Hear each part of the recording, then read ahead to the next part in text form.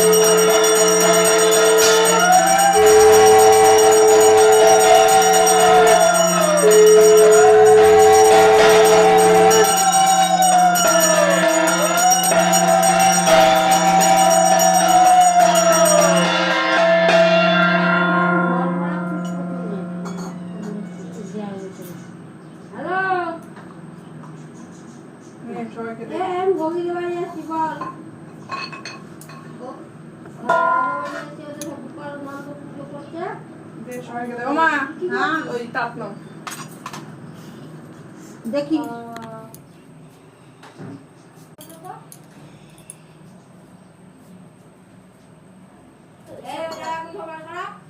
একটু সরিয়ে রাখ,